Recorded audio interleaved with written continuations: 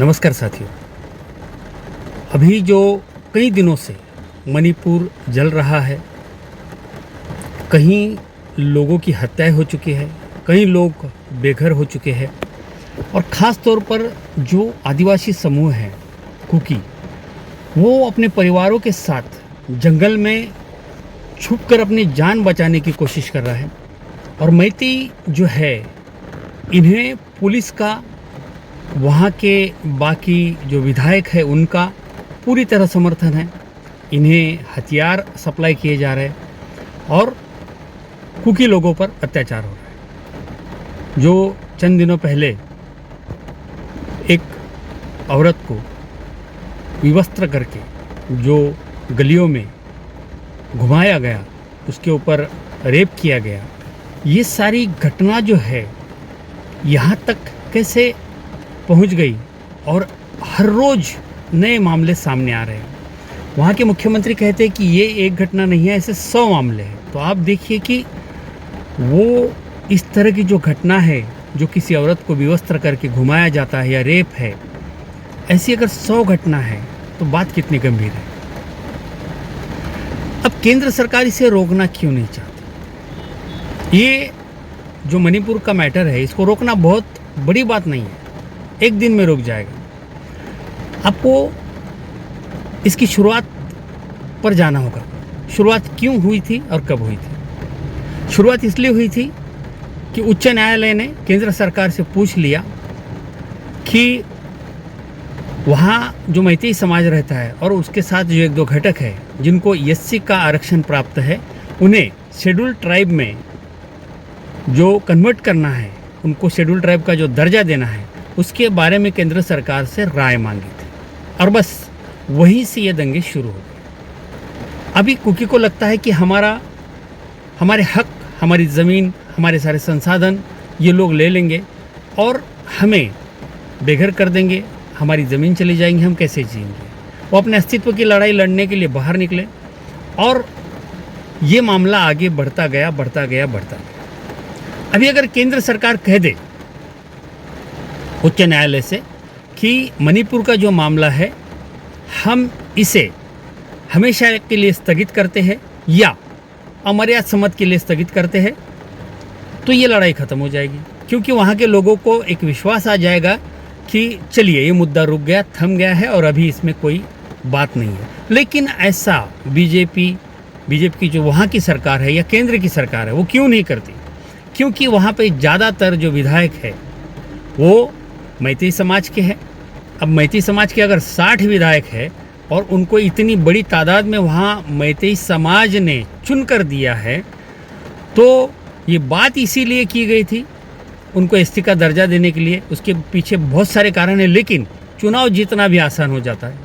क्योंकि मैतेई समाज को इस तरह से अगर एसटी का आरक्षण मिल गया तो इस बार जो 60 विधायक है उससे भी ज़्यादा आ जाएंगे और बीजेपी को नेक्स्ट टाइम सरकार स्थापित करना बहुत आसान हो जाएगा। अब अगर ये मामला इस तरह से इतना गरमाया हुआ है, इसको अगर पीछे ले लेती इस ऑर्डर को, तो क्या होगा?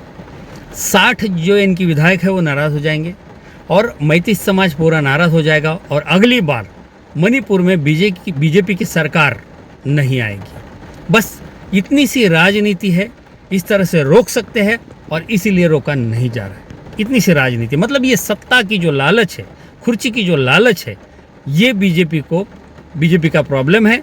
और उसके अगेंस्ट सत्ता पाने के लिए ये लोग इतनी जाने जा रही है, इतने रेप हो रहे हैं, वहाँ रास्ते के किनारे शरीरों के अंग दिखाई दे रहे हैं जो हम देख नहीं सकते, देखने से विचलित हो जाते।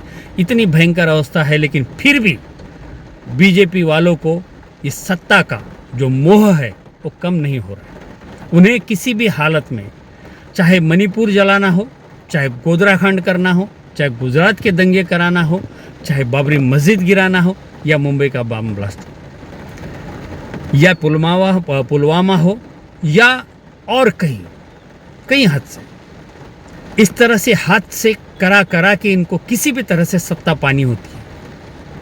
मणिपुर क्या चीज़ है?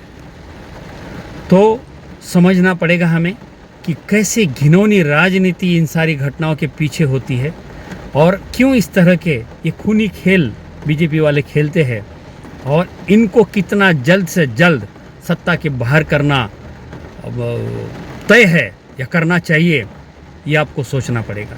वरना आज यह आरक्षण की जो लड़ाई है, यह आरक्षण की लड़ाई है, यह आरक्षण की लड़ाई पूरे देश को जला देंगे। मान लो कि अगर ओबीसी को आरक्षण मिल गया, ओबीसी में और किसी जाति को आरक्षण मिल गया जो अभी 27% है, अगर ओबीसी में और कई जातियों को इंक्लूड कर दिया तो नए से जो जातियों को इंक्लूड किया जाएगा उनके और ओबीसी के बीच में संघर्ष पैदा होगा।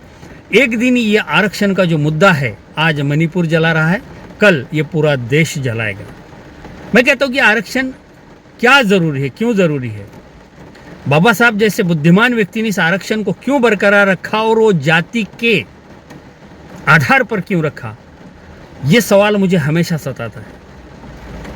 क्योंकि जिस ऊंच नीच को लेकर हम स्वतंत्रता के समय में परेशान थे, जहां छुआछूत थी और इतनी घृणास्पद अस्पृश्यता वहां मौजूद थी देश में, और उनको अपमानित करके उनके साथ बिहेवियर किया जाता था, तो फिर ऐसे हालात में जाति के आधार पर या जाति को बरकरार रखना कितना गंभीर हो सकता है, ये तो तब भी इन्होंने सोचा होगा। लेकिन फिर भी जाति के आधार पर आरक्षण दिया, और आज जो ये आरक्षण है इस तरह के रंग दिखा रहा है। हमें ये एक ही घटना नहीं है, ऐसी कई घटनाएं अगर हम लोग इसके साथ जोड़ना चाहें तो बहुत सारी घटनाएं। आज ये पिछड़े वर्ग को जो उनके साथ किया जा रहा है, जो उन पर अन्याय हो रहा है, ये आरक्षण ही उसकी वजह है। अगर आरक्षण ख़त्म हो जाए, ये पिछड़े हुए लोग अगर कह दें कि आरक्षण हमको नहीं चाहिए, हमें बराबरी का दर्जा चाहिए, तो ब्राह्मण और दलित एक साथ ऊंचाई में आ जाएंगे। ना दलित नीच रहेगा, ना ब्राह्मण ऊंच रहेगा, दोनों ऊंच हो जाएंगे या तो दोनों नीच हो जाएंगे, मुद्दा ही ख़त्म हो जाएगा ना। ये जाति नाम का ये जो राक्षस हमारे देश में हर एक के सर पर बिठा दिया है, इसके पीछे एक ही कारण है कि जाति के लोग जाति के उम्मीदवार को वोट करते हैं, और बस इनको ये जीतने के लिए काम आती है जाति, इसलिए ये लोग जाति जाति करके हमें आपस में लड़ाते हैं और हमें एक साथ एक संग होने नहीं देते। हमारी एकता को ये लोग ठेस पहुंचाते, ख़त्म कर देते, और इससे देश की अखंडता को खतरा है। हमें इसके बारे में भी समीक्षा करनी होगी कि आरक्षण बरकरार रखे या इसको ख़त्म कर दे। ख़त्म करना सरकार कभी ख़त्म नहीं करेगी। आरक्षित समूह को आगे आकर बताना पड़ा कि हमें आरक्षण नहीं चाहिए, बल्कि समानता चाहिए, शांति चाहिए, अमन चाहिए, हमें प्रोग्रेस करना, और कंधे से कंधा मिलाकर कंपटीशन में अगर हर एक आ जाएगा तो इस देश का भला होगा। कंपटीशन में हमारा देश, आज जो देश प्रगति पथ पर है, उनके श्रृंखला में हम जाकर बैठ जाएंगे। तो साथियों, ये सारा जो मणिपुर का खेल है, आरक्षण और सत्ता का खेल है, स्वार्थ का खेल है जो बीजेपी खेल रही है। इन्हें समझने की कोशिश नहीं, इनको समझकर अभी सत्ता से, हर जगह से, हर स्तर से बाहर करना बहुत ज़रूरी है। धन्यवाद।